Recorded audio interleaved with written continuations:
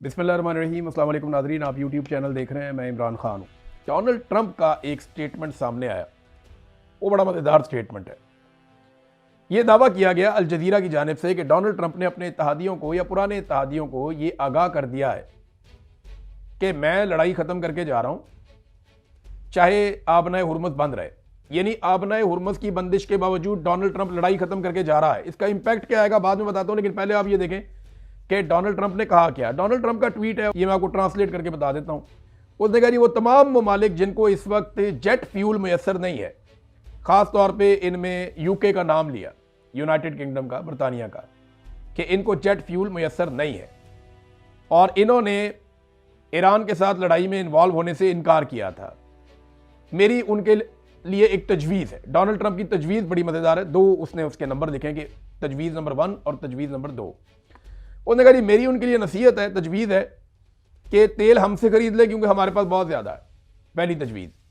और दूसरी तजवीज़ उसने कहा जनाब कि थोड़ा सा कोई हौसला पैदा करो और जाओ और जाकर आबनाए हुर्मुज़ को खुलवाओ ताकत के बलबूते पर, और ये सीखो कि अपने हक के लिए कैसे लड़ा जाता है। लेकिन अमेरिका तुम्हारे लिए वहां मौजूद नहीं होगा क्योंकि तुम जब अमेरिका लड़ रहा था वहां हमारे लिए मौजूद नहीं थे। ये डोनाल्ड ट्रंप ने कहा कि जनाब आप ही जाके अपनी लड़ाई लड़ो। और एंड में उसने लिख दिया कि ईरान जो है वो काफ़ी कमज़ोर हो चुका है और बड़ा पार्ट हमने अदा कर दिया है। गो गेट योर ओन ऑयल, जाओ अपना तेल खुद हासिल करो। ये डोनाल्ड ट्रंप ने कहा। साफ इशारा है कि हम जा रहे हैं लड़ाई छोड़ के, आपने हुर्मत खुलवानी है तो खुद ही खुलवाओ जाके। मैंने आपसे पहले कहा था ना कि अमेरिका का तेल यहां से नहीं जाता।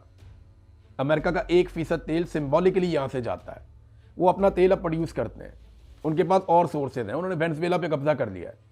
उन्हें अब तेल का मसला नहीं है, वो दुनिया को तेल बेचते हैं। वो भी कह दिया ट्रंप ने कि हमसे खरीद लो तेल, जेट फ्यूल अगर आपको चाहिए तो ये तो जनाब अमेरिका का कुछ नहीं बिगड़ रहा था। अब जो ममालिक वहां से तेल लेते हैं, खासतौर पर यूरोप, उनके ऊपर अमेरिका बहुत गर्म है। अभी देखें फ्रांस ने इनकार कर दिया कि हम अपनी फिजाई हदूद नहीं दे रहे अमेरिका को। जर्मनी के अंदर लोग नाराज हो गए, उनकी अपोजिशन लीडर ने यह भी कह दिया कि इनके फौजियों को भी यहां से निकालो। पोलैंड ने साफ इनकार कर दिया। पोलैंड एक बड़ा मुल्क, यानी यूरोप के जो बड़े ममालिक हैं उनमें से एक पोलैंड भी है। जर्मनी, फ्रांस, पोलैंड, स्पेन और इसी तरह नॉर्वे, ये बड़े ममालिक हैं। फिनलैंड, इनके रकबे बड़े हैं इन ममालिक के। तो पोलैंड भी एक बड़ा मुल्क है, उसने भी इनकार कर दिया। स्पेन ने, इटली ने, जर्मनी ने, फ्रांस ने, पोलैंड ने, ये अमेरिका के वो इत्तेहादी थे जो आंखें बंद करके साथ लड़ते थे। बरतानिया ने लड़ने से इनकार कर दिया लेकिन अड्डे दिए हुए हैं फिलहाल। बरतानिया कहता है जी दिफाई नुक्ता नज़र से हम मौजूद हैं लेकिन हम इस लड़ाई का हिस्सा नहीं बन रहे और ये हमारा उसूल है। तो अगर डोनाल्ड ट्रंप यहां पे लड़ाई खत्म कर देता है तो डोनाल्ड ट्रंप को मिला क्या, ये है सबसे बड़ा सवाल।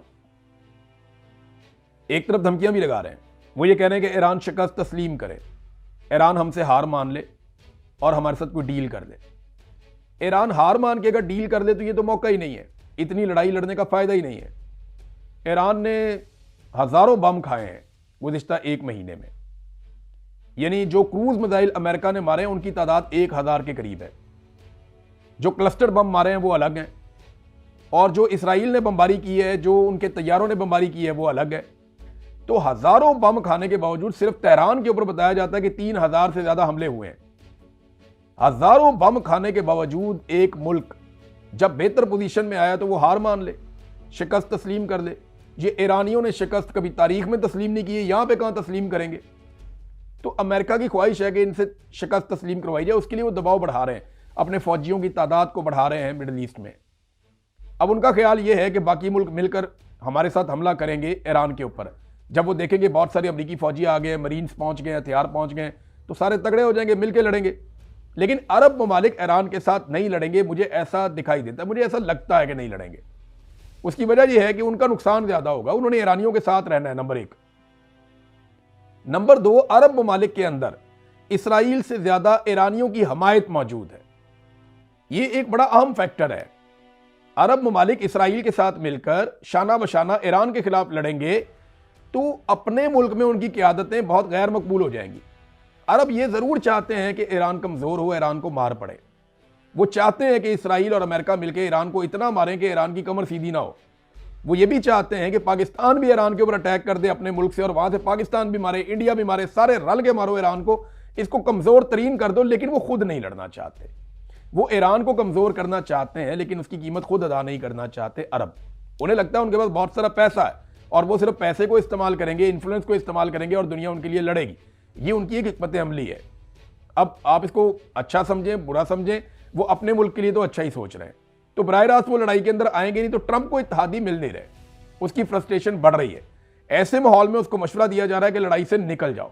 अब अगर ट्रंप ऐसे लड़ाई से निकलता है, जो आपको मैंने ट्वीट पढ़ के सुनाया, ये डोनाल्ड ट्रंप का अपना ट्वीट है, तो होगा क्या? यानी जंग से पहले और जंग के बाद में क्या बदला? हम पहला सवाल तो यही उठाएंगे ना कि जब ट्रंप ने इस जंग को शुरू किया तब दुनिया कैसी थी, और जब खत्म करके वहां से जा रहा है तो दुनिया कैसी है? तो पहली बात तो यह है कि आबनाए हुर्मुज़ जंग से पहले खुली थी, जंग के बाद बंद है। और वैसे भी जो अमेरिका के इत्तेहादी ममालिक हैं या दोस्त ममालिक हैं, उन्होंने अमेरिका को कहा है कि आप जंग बंद करें, आबनाए हुर्मुज़ हम टेलीफोन करके खुलवा लेंगे। ईरान ने अमेरिका की जिद में आबनाए हुर्मुज़ को बंद किया हुआ है ना, कि यहाँ जंग चल रही है, ये जंगबंदी कर दें, ऐलान कर दें कि हम जंग नहीं लड़ेंगे। ईरान के साथ यूरोप बैठ जाएगा जाके, अरब बैठ जाएंगे जाके, वो एक मैकेनिज्म बनाएंगे, सर्टेन कंडीशंस होंगी, वो आबनाए हुर्मुज़ के रास्ते खोल देगा, सब तरफ अमन हो जाएगा, बस अमेरिका और इसराइल यहां पे नहीं आएंगे। तो वो खुद ही खुलवा लेंगे, उन्हें लड़ने की जरूरत ही नहीं है। डोनाल्ड ट्रंप ने जो दो ऑप्शन दिए ना, पहला कि तेल हमसे ले लो, दूसरा वहां पे जाके खुद आबनाए हुर्मुज़ को खुलवा लो। दूसरा ये है ना, दूसरा बहुत आसान है, वो बगैर लड़े खुल जाएगा। ईरान तो कहता है सबके लिए खुली है, हम अपने दुश्मनों के लिए नहीं खोल सकते। तो अमेरिका और इसराइल को नहीं मिलेगा, बाकी सारे लोग जाके वहां ईरान को यकीन दिलाएं कि हम आपके दुश्मन नहीं हैं, हम इस जंग के अंदर शामिल नहीं हुए, तो ईरान खोलेगा ना उनके लिए। हाँ, ये कंडीशंस अब जरूर होंगी कि ईरान अब उसको मुफ्त में नहीं खोलेगा, वो वहां से कुछ पैसे कमाना चाहेगा। और ईरान के ऊपर माजी में जो पाबंदियां थी, वो पाबंदियां भी अब ऐसा लगता है कि नहीं रहेंगी। तो फर्क क्या पड़ा डोनाल्ड ट्रंप के जंग छेड़ने से लेकर अब तक? क्या ईरान में रजीम तब्दील हुआ? नहीं हुआ। अमेरिकन अपनी फेस सेविंग के लिए बार बार कह रहे हैं रजीम बदल गया, रजीम बदल गया। क्या बदला भाई? ये मौजूदा रजीम ने सारे मिसाइल चलाए हैं। पिछला रजीम तो जंग के पहले दिन ही शहीद हो गया था। आयतुल्लाह अली खामनाई तो जंग के पहले दिन शहीद हो गए थे। ये जो ईरान ने वापस हजारों मिसाइल और ड्रोन मारे हैं, ये तो इसी रजीम ने मारे हैं जिसको वो कह रहे हैं अच्छा है, लोगों को बेवकूफ बना रहे हैं। ये जो नया रजीम है, ये वही है जो पहले था, सिर्फ शक्लें बदल गई हैं, बंदे बदल गए हैं, ये वही लोग हैं, वही टीम है। तो एक तो रजीम तब्दील नहीं हो सका। नंबर 2, आबनाए हुर्मुज़ जंग से पहले खुला था, जंग के बाद बंद है। नंबर 3, डोनाल्ड ट्रंप पहले से ज्यादा गैर मकबूल हो गए। अभी एक लेटेस्ट सर्वे आया, उसमें -17% इनकी पॉपुलैरिटी गई है।